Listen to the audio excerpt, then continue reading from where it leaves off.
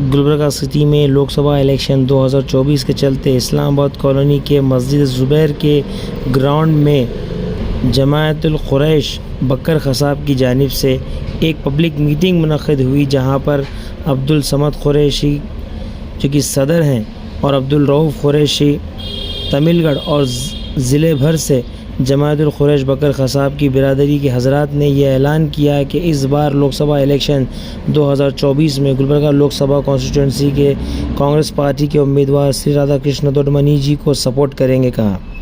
और अब्दुल समद कुरैशी सदर और अब्दुल रऊफ़ कुरैशी तमिलगढ़ ने तकरीबन शहर कर्नाटका मरहूम डॉक्टर अलहाज कमरुल इस्लाम साहब के दौर से कांग्रेस पार्टी को अपनी जमात का सपोर्ट करते हैं। इस पब्लिक मीटिंग में Shri Priyank Kharge ji, district incharge minister MLA madam Kaneez Fatima north, chairman KSIC और जनाब फराजुल इस्लाम जो कि यूथ लीडर हैं, और कुडा के चेयरमैन जनाब मज़हर आलम खान साहब के साथ साथ जनाब रियाज़ भट्ट जो कि कॉरपोरेटर हैं वार्ड नंबर 4 के अलावा अब्दुल समद कुरैशी सदर, अब्दुल रऊफ़ कुरैशी तमिलगढ़, अब्दुल सत्तार कुरैशी, मोहम्मद इसाक़ कुरैशी, मोहम्मद फ़याज़ कुरैशी, मोहम्मद दस्तगीर कुरैशी के अलावा ज़िले भर के आए हुए कई सारे बिरादरी के लोग इस पब्लिक मीट में मौजूद थे। आइए देखते हैं एक रिपोर्ट। अस्सलाम वालेकुम वरहमतुल्लाहि वबरकातुहू। मैं टाइम की कमी की वजह से सबका नाम नहीं ले सकती। मैं आप तमाम का शुक्रिया अदा करती हूँ। आप लोग इतनी काफ़ी देर से बैठकर यहाँ सुन रहे हैं। हमारे उलमा जो गांव डिस्ट्रिक्ट को भी जा रहे हैं और सिटी में भी आप लोगों से मुखातिब होकर जो बता रहे हैं, मुझे उम्मीद है आप लोगों के जहनों में ये चीज़ बैठ गई होगी कि हमको ये इलेक्शन क्यों इम्पोर्टेंट है, क्यों हमारे लिए ये इलेक्शन अहमियत रखता है। हमको अपने संविधान को बचाना है, अपने देश को बचाना है, तो ये इलेक्शन में हिस्सा लेना हमारा ज़रूरी है। आप लोग ये समझ के वोट डालिए कि ये एक फ़र्ज़ में से ये भी एक फ़र्ज़ है हमारा वोट डालने का, क्योंकि अगर खुदा न खास्ता इस बार कांग्रेस गवर्नमेंट बीजेपी गवर्नमेंट आ गई पावर में, तो हमको वोट का पावर भी खींच लिया जाएगा, छीन लिया जाएगा हमारे से। इसीलिए आप लोगों से ये वोट की अहमियत बता रहे हैं हम लोग। और जिस तरह से मल्लिकार्जुन खड़गे साहब हर पूरे हिंदुस्तान में फिर कर अपना वोटिंग का पावर बता रहे हैं और आप लोगों को समझा रहे हैं कि ये वोट क्यों इम्पोर्टेंट है और अहमियत क्या है ये वोट की। इसीलिए आप लोगों तमाम से मैं यही रिक्वेस्ट करती हूँ, आप लोगों का एक एक वोट अहमियत रखता है। और माशाल्लाह से यहाँ जो जमा हुए हैं, आप लोगों से उम्मीद है कि आप लोग एक एक फर्द 100 वोट का जिम्मेदार है। अपना वोट डालना ही जिम्मेदारी नहीं, अपने एरिया के लोगों से भी वोट की अपील करना उन लोगों से, और वो लोगों को साथ लेके जाना, अड़ोस पड़ोस अपने रिश्तेदार अहबाब और दोस्तों से भी कहिए कि वोट की अहमियत समझाइए वो लोगों को आप लोग, और वोट के लिए कहिए कि बाहर निकल कर वोट डालें। हम लोग जिस तरह से 2023 में आपके पास 5 स्कीम्स लेके आए थे, हमारी बहनों को वो स्कीम्स मिल रही हैं 5 स्कीम्स, और इंशाल्लाह आने वाले दिनों में हमारी बहनों के लिए काफ़ी स्कीम्स हैं। और ये गवर्नमेंट हमारी कांग्रेस गवर्नमेंट क्या है, हर एक का ख्याल करती है, खुसूसन गरीबों का। तो हमको ये गवर्नमेंट लाना ज़रूरी है हमारे लिए। आप लोग देख रहे हैं जिस तरह से पिछले 10 साल से हम लोग मुसीबत उठा रहे हैं, हर एक उसमें हमारे दखल दिया जा रहा है, पर्दे के मामले में हो, हलाल कट के मामले में हो, अज़ा के मामले में हो। इस चीज़ों से बचना है हमको, आइंदा CA NRC से बचना है हमको। तो हमको घर से निकलना है और अपने वोट का इस्तेमाल करना है। सुबह सुबह आप लोग निकलिए, चाहे धूप हो, बारिश हो, कुछ भी हो, हमको अपना वोट की इस्तेमाल करना ज़रूरी है।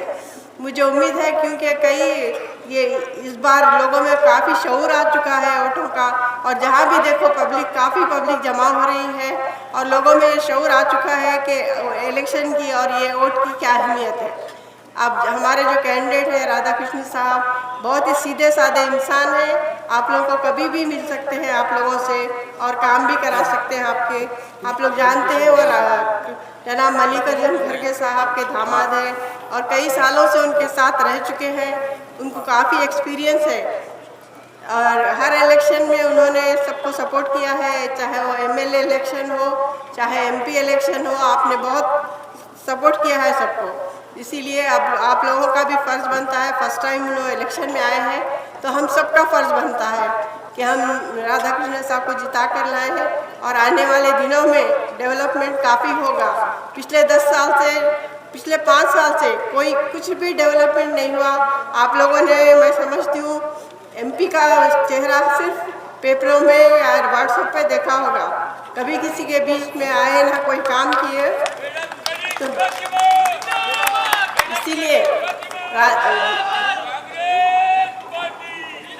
खड़गे साहब जो 10 साल के लिए यहाँ पे MP रहे, मिनिस्टर बने, काफ़ी डेवलपमेंट किया है उन्होंने। अभी आपको अजमल गोला बता रहे थे उनके डेवलपमेंट के बारे में। तो मुझे उम्मीद है आप लोग बाशऊर लोग हैं यहाँ पर। कमरुल इस्लाम साहब ने आप लोगों को इत्तेहाद मुत्तहिद रहने की तालीम दी है। आप लोगों ने हमेशा से मुत्तहिद रहे हैं आप लोग यहाँ पर। इंशाल्लाह आने वाले दिनों में भी आप लोग मुत्तहिद होकर 7 मई को जो इलेक्शन है उसमें वोट डालेंगे और हमारे कैंडिडेट को जिताएंगे। शुक्रिया। अल्हम्दुलिल्लाह ये 2024 का जो MP इलेक्शन है, अल्हम्दुलिल्लाह ये बहुत अहम इलेक्शन है और इसमें बहुत ही अपना मेहनत से ये पोलिंग की अपना पोलिंग का परसेंटेज बढ़ाना है और हर एक फर्दन मिल के हर एक को ये अपना इलेक्शन का अहमियत बताई जा रही है। हर तबके के अंदर, पढ़े लिखे तबके के अंदर, बगैर पढ़े लिखे के अंदर, बिरादरी के अंदर, हर वो शख्स के अंदर जो हिंदुस्तान में बसता है उसको इस वोट की अहमियत दिलाई जा रही है ताकि उसको वोट की अहमियत मालूम हो जाए। 5 साल में एक दफ़ा वोट हमको सही इस्तेमाल करना है और ये बहुत अहमियत का इलेक्शन है और बहुत से अहमियत का है। इसको बहुत ही इससे केयरफुल से इलेक्शन को ये करना है इंशाल्लाह। अमल की तौफीक अता फरमाए। अस्सलाम वालेकुम, तशरीफ रखिए जनाब। इसका मतलब क्या है? अब की बार 400 पार का मतलब ये है कि पार्लियामेंट में अगर आइन को, कानून को, कॉन्स्टिट्यूशन को अगर चेंजेस लाना पड़ता है, उसको चेंज करना होगा तो 2/3 मेजॉरिटी से उसको पार्लियामेंट में पास करना पड़ेगा। 2/3 मेजॉरिटी मतलब अगर 100 में से 2/3 बोले तो 75% लोग वहां पर जो पास करने वाली जमात है उनके तरफ होना चाहिए। तो इसलिए अब की बार 400 पार हो रहे हैं क्योंकि उनका जहन क्लियर है। उनके जहन में यह है उनको इस बार जीतकर कॉन्स्टिट्यूशन में तब्दीली लाना है, चेंजेस लाना है, चेंज करना है संविधान। तो इसलिए तमाम हमारे जो लीडर्स हैं, तमाम हमारे जो मौलाना लोग हैं, तमाम हमारे जमात के जो जिम्मेदारान हैं, तमाम ये कोशिश कर रहे हैं कि इस बार जो इलेक्शन है वो अहमियत वाला इलेक्शन है। इसलिए आपके सामने बोल रहे हैं तमाम लोग। उनकी सोच, बीजेपी की सोच जो है, संविधान को जो हमें इक्वलिटी की बात करता है, संविधान जो हमारे शरीयत पे रहकर हम इस मुल्क में रह सकते हैं वो उसकी बात करता है। हम अपनी दाढ़ी, टोपी, अपनी अज़ा, अपनी शनाख्त बाकी रखकर इस हिंदुस्तान में हम शान से रह सकते हैं, ये हमें संविधान, कॉन्स्टिट्यूशन इजाजत देता है। वही चेंज करने की बात कर रहे हैं।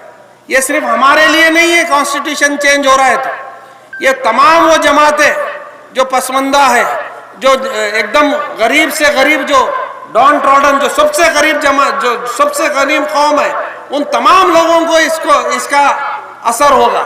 ये सिर्फ हमारे लिए नहीं है, तमाम लोगों के लिए असर होगा। ये लोग ये चाह रहे हैं जो उनको वोट डालते हैं सिर्फ उन्हीं के लिए ऐसा कानून बनाया जाए कि वही लोग यहां से यहां पर हिंदुस्तान में शान से रहे। ये चाह रहे हैं, मगर ये जानते नहीं है ये हिंदुस्तान है, ये हिंदुस्तान इसे ऐसा मुल्क है जहां पर हमारे आबो अजदादों ने, हमारे आबो अजदाद ने इस मुल्क को आजाद करने में बहुत बड़ा उनका योगदान है। हमारे आबो अजदाद का, जो हमारे आबो अजदादों की खबरें हैं यहाँ पर, जो लोग इस देश के लिए कुर्बान हुए, जो जो हमारी माँ और बहनें अपने आबरू लुटा दी इस देश के लिए, वो हम लोग हैं। ये लोग तो जब आजादी मिल रही थी, ये लोग तो अंग्रेजों के जूते चाट रहे थे। हम लोग थे जो अंग्रेजों के खिलाफ लड़ रहे थे, अंग्रेजों के खिलाफ शहीद हो रहे थे, क्योंकि एक आजाद मुल्क चाहते थे हम तमाम लोग। तो ऐसी सोच रखने वाले हम तमाम लोगों के खिलाफ एक मुहिम चलाई जा रही है। इस बार इसको कॉन्स्टिट्यूशन को ही चेंज करना है। तो ये इनकी ऐसी सोच है, इसलिए हर आदमी आपके बीच में आ रहा है और ये कह रहा है कि इस बार का इलेक्शन बहुत अहमियत वाला है। इसलिए अहमियत वाला, एक एक सीट हमारी बहुत जरूरी है। हमारी एक एक सीट हम यहाँ से अगर चुनकर भेजते हैं तो वहां पर नंबर एक एक करते बढ़ते जाएंगे। आप देखिए, अब 2 फेज के इलेक्शन हुए हैं हमारे। 2 फेज के पहले फेज में जो इलेक्शन हुआ है उसमें 80% वोट मिल रही है, जो खरगे साहब ने जो इंडिया गठबंधन जो अलग अलग क्षेत्र की पार्टियों को लेकर बनाया है, उन लोगों के 80% सीटें आ रही हैं पहले फेज में। और दूसरे फेज में जब हुआ इलेक्शन उसमें 70% वोट इंडिया गठबंधन को मिल रहा है। इसका मतलब हम लोग आगे चल रहे हैं। अभी ऊपर उत्तर प्रदेश में इलेक्शन होना है, नॉर्थ में इलेक्शन होना है, तो मोदी को यह पता चल चुका है, ये देश के जो हमारे प्राइम मिनिस्टर है उनको पता चल चुका है, उनके जो झूठे झूठे वादे हैं, जो लोगों को बेवकूफ बनाने का, हिंदू मुसलमान में डिवाइड करने का, ये सब हरबे उनके नहीं चल रहे, उनको पता चल चुका है। इसलिए खास तौर से एक कौम को टारगेट कर रहे हैं। ओपन स्पीच में 70 साल में कोई ऐसा प्राइम मिनिस्टर नहीं आया होगा जो मोदी साहब ओपन अपनी स्पीच में ठहर कर ये बोल रहे हैं बच्चे पैदा करने वाले इनको बाहर भेज देना चाहिए, इनको ऐसा भेज देना। मैं बोल भी नहीं सकता वैसे वैसे चीज हमारे यहाँ के देश के प्राइम मिनिस्टर बोल रहे हैं। तो इनकी सोच अब बाहर आ चुकी है, ओपनली आ चुकी है कि इनको आने वाले दिनों में संविधान को चेंज करना है। तो मगर हम तमाम लोग, हिंदू, मुस्लिम, सिख, ईसाई, तमाम लोग ये जान चुके हैं ये सिर्फ नफरत की राजनीति कर रहे हैं, उसके अलावा कोई डेवलपमेंट का काम नहीं हो रहा है। उसके से जीत कर गया। आप बताइए, आप कभी आपके एरिया में आया? आपके एरिया में आया एमपी? कुछ नहीं। एक बार जब मेरे को जहां तक याद है, एक बार जीत कर वो एक हागरगा पे एक छोटा सा नाला कुछ फूटा था, वो नाले के इंस्पेक्शन को एक बार जब जीत कर आया था, जब आया, उसके अलावा कभी भी नहीं आया, कोई जगह नहीं आया। लोग गुलबर्गा का एमपी नहीं बोल रहे उनको बोल रहे हैं वो चिंचोली का एमपी है। सिर्फ अपने बेटे की कॉन्स्टिट्यूंसी में वहीं जाकर बैठते हो, यहाँ तो रहते ही नहीं। आप अलग अलग तालुके से आए, आप बताइए, आप कभी अपने अपने तालुकों में देखे हैं क्या एमपी को? कुछ काम करने वाला एमपी नहीं, सिर्फ बात करने वाले लोग, झूठी बात करने वाले। उसके सामने हमारे जो कैंडिडेट है राधा कृष्ण साहब, जो खरगे साहब के दामाद हैं, पिछले 35 साल 38 साल से खरगे साहब के साथ शाना बशाना काम करते हुए आए हैं। खरगे साहब के बैकबोन है, हर वो चीज खरगे साहब जो करना चाहते थे पीछे से यही करा करते थे। और इतनी खामोश तबीयत के, इतने सादगी मिजाज के, और उनकी खूबी ये है कि वो एक मेडिकल कॉलेज के चेयरमैन है। कई एक इंस्टीट्यूशंस हैं बेंगलोर में, गुलबर्गा में, हर वो कर्नाटक के हर डिस्ट्रिक्ट में उनके इंस्टीट्यूशंस हैं। और कई ऐसे बड़े बड़े एसोसिएशन के वो सदर हैं। और उनकी खास खुसूसी बात यह है कि वो जितने भी आईएएस आईपीएस जो रसूखदार ऑफिसर्स हैं, वो तमाम लोगों से बहुत ज्यादा करीबी उनके रिलेशंस है। अगर यहाँ पर हमारे समद भाई और तमाम लोग यहाँ पर बैठे हैं, जब भी अगर बेंगलुरु जाते हैं, आप पूछ लीजिए आपके सदर साहब को, वहाँ हमेशा अवेलेबल रहते हैं, हमेशा बात करते हैं, बिठाकर बात करते हैं, लोगों को पूछते हैं कैसा है, क्या है, माहौल कैसा है, जमात कैसी है, सब चीजें वो बिठाकर पूछते हैं। पूछकर आप किस काम से आए थे, अगर वो काम बोलते हैं तो 1 सेकंड में उनको फोन लगाकर वो काम कर दिया करते हैं। जब ये पावर में नहीं रहे तो ऐसा काम, जब पावर में आएंगे तो आप सोचिए हमारी कितनी तरक्की होगी। हमारी बहुत ज़्यादा तरक्की होंगी। एक सेकुलर माइंड वाले, सेकुलर सोच रखने वाले और तरक्की करने वाले बहुत अच्छा आदमी है। और एक मैसेज दिया गया है मुझे, आर.के. साहब भी यहाँ आने वाले थे, राधा कृष्ण साहब जो हमारे कैंडिडेट है वो भी यहाँ पर आने वाले थे। नरोड़ा में हमारे सीएम साहब का प्रोग्राम है, तो सीएम साहब के प्रोटोकॉल में उनको रहना पड़ता है, तो इसलिए यहाँ पर नहीं आ सके हैं। आप तमाम लोगों से माजरत चाहे हैं, खासतौर से सादे अवाम यहाँ पर हिंदुस्तान में रहना है तो हमको कैसा जीना है, किस रेट पे जीना है। अब हमारे को 5 साल में एक दफ़ा मौका मिलता है हुकूमत को बनाने का, और जो जालिम हुकूमतें जो कुर्सी पे बैठे हैं उनको उतारने का, उस मौके को हम खो ना पाए।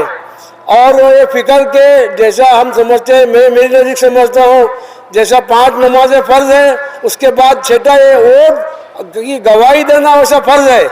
अगर हम इसको लाइट लेके देखेंगे करेंगे बोले तो 5 साल तक हम पछता से बैठेंगे, क्योंकि आने वाली हमारी नस्लों का बहुत बड़ा इसका फ़र्क पड़ने वाला है।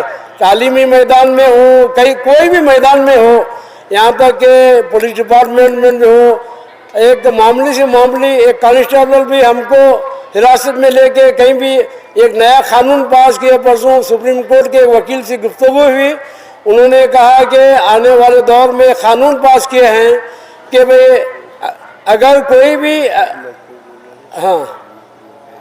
तो उसके बारे में बहुत सोच फिकर के हमारे वोट का हम सही इस्तेमाल करने वाले बने, और पूरी फिक्र के साथ में हमारे आजू बाजू हमारे जो भी बिरादरी है जो भी है, हम उनको लेके वोट डालने की कोशिश करें। और अपनी जुस्तजू के साथ में कोई बोले ना बोले, अपनी फिक्र के साथ में वोटिंग कराने का ज़्यादा से ज़्यादा वोटिंग परसेंटेज बढ़ाने की कोशिश करें, क्योंकि हमारे पास लापरवाही और काहली की वजह से देखेंगे जाएंगे बोले तक प्रॉब्लम आता है, क्योंकि हमारी काहली की वजह से लोग दूसरे काहिल बन जाते हैं। हम काहली को दूर करके वोट से ज़्यादा कराएं।